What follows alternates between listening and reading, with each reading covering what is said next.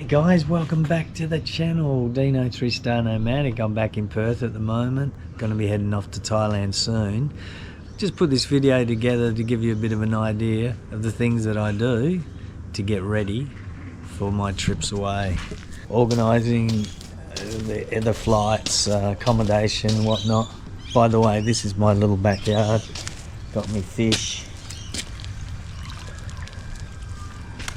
and a million little animals. So, take a look at this, see how I get ready.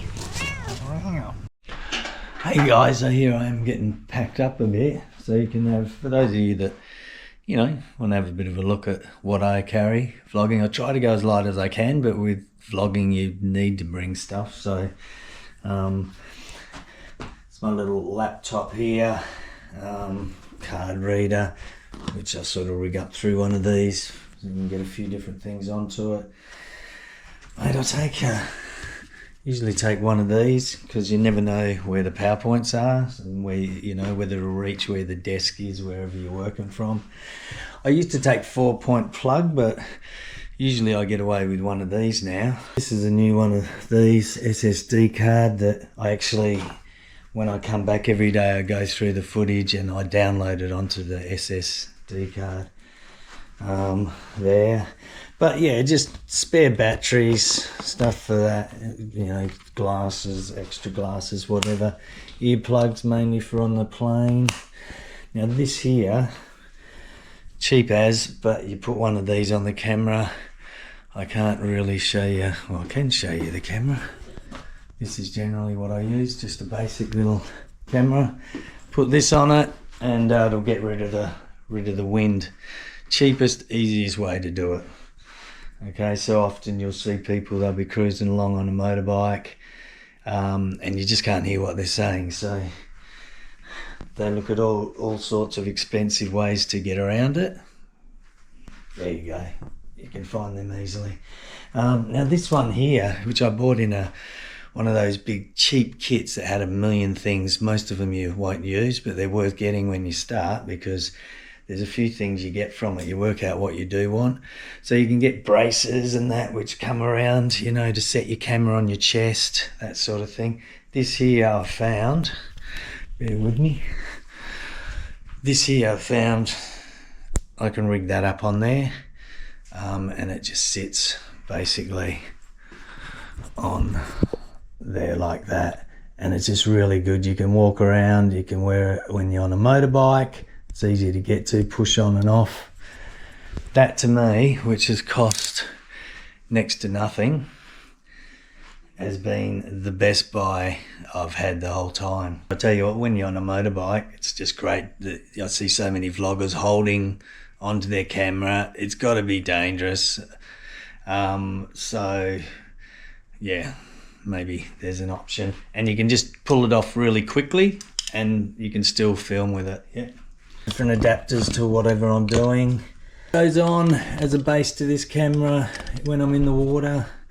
That's an extendable one that I use a fair bit, and basically that's pretty much it, guys. This is my bag that I use. It just comes up here. It's got wheels, and also you undo this here and it can be a backpack, so depending on what you want, so that's pretty handy. Standard drone there with all the gear to charge the batteries. Other than that, it's just clothes. I travel extremely light with clothes. I'm always at countries you can buy clothes cheap if you want. Generally I don't buy anything. I usually get set up here before with whatever I need. But doing the 3-Star Nomadic thing, tropical islands and that, you don't need a lot. So I usually travel with one of these little kits, passport, international driver's license, insurance. I can get this all online on emails. There's even the old COVID report there that I've still got in. Generally when I travel too, I'll travel with a couple of credit cards. Don't know what that is, that's my photo. Cash, I've got a bit more in there. I usually grab $500 here. I know you don't get a great rate, but I usually do. This is an old passport I've heard in Koh Samui where I'm going, that when you get bikes, you might have to give your passport in, so I don't like doing that. That one's just out of date, so it might work. And there is actually a place I think I've found now that you don't have to give your passport, but you do have to leave a fairly hefty deposit. But that's all right, either up to you, but I'll take that extra one anyway. Yeah, so anyway, usually I will take cash. I'll make sure I've got, say, if I'm going for a 2-3 week trip, I'll make sure I've got cash of, say, $500. Sometimes I don't even change that, but sometimes I do. 2 credit cards. I usually leave them in different spots, so there'll be one in my wallet, there'll be one back at the hotel, so I split things up, so if something happens in one area, lose my wallet, or the hotel gets done over, well then I'm still right, okay? So that's probably one of the most important things I would suggest to do. Yeah, so anyway, that's pretty much it on that line. And just always checking out all the extra things that you have to have a look at, as in, does it need a visa to the country you're going to? You got to extensively look through that. The way I find that is just looking through vlogs on YouTube. So like this one.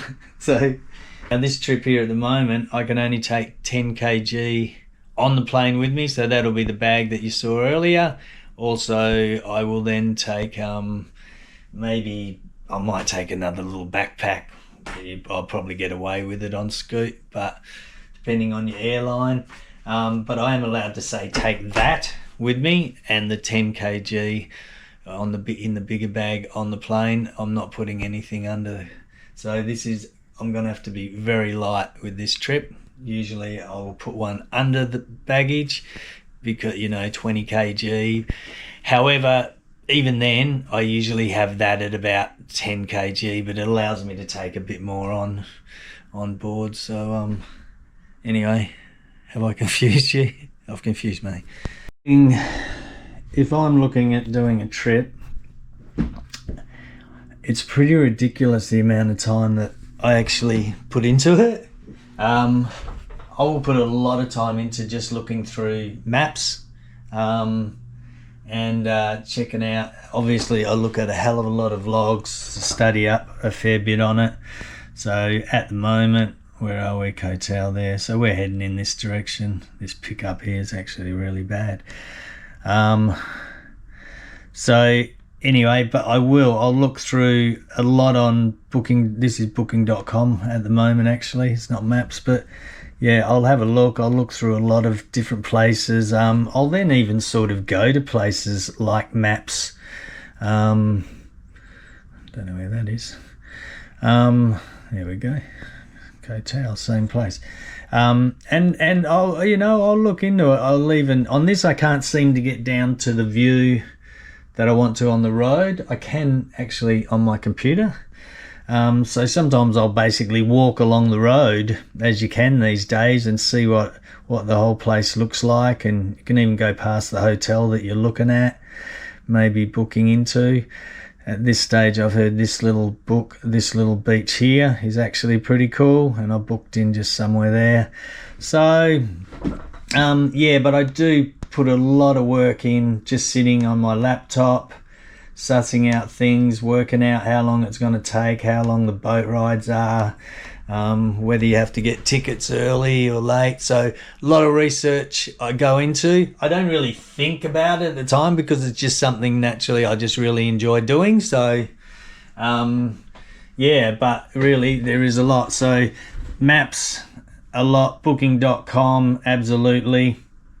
And just really suss out joints, look, see what the reviews are like and what their ratings are. And I will, a lot of the time with myself, I'll go into places which are sometimes not with good ratings. 3-star nomadic, I do things pretty cheap. So yeah, so just as long as they, if they're little things to me like, the water didn't work, hot water didn't work properly, I don't care that much about things like that. So that'll give places really bad ratings straight away, where I can sort of dust these things off.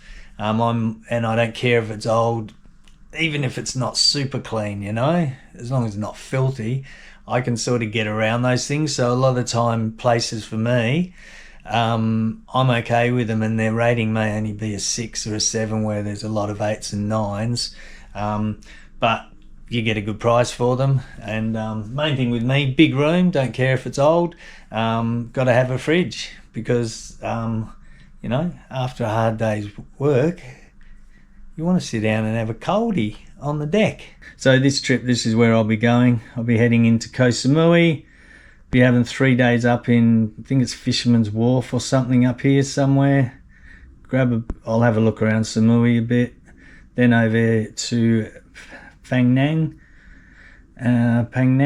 and there for about 3 days. Should be heading up to Koh Tao, weather permitting, going into the wet season a bit, so we'll see how we go. Couple of nights there. I just want to do a bit of a boat tour, and then head back to Samui for another 3 nights at Lamai Beach, a different area. I'll check out Chuang, which is the main area. I think first time I went there, I paid $3 a night for a bungalow on the beach. I don't know how long ago. I think I was about 20. So there you go, 35, 40 years ago. She'll be a bit different now. Anyway, there you go, guys. Do your research. Awesome. Also, guys, this is the site here that you can click on. I'll scan that on your phone, that you go into to fill out the arrival card if you're going into Thailand now. As I said, from 1st of May it's there. Now I'm not going to go right through it. It's basically the same arrival card that you used to have to fill out by hand when you went in there. So it's got much the same information. You know, it's new, so hopefully they've tweaked the problems by the time you get there and I get there. So but yeah, that's, if you're looking for it, you go into that, make sure that you've filled that out. I think you can fill it out 3 days prior to going.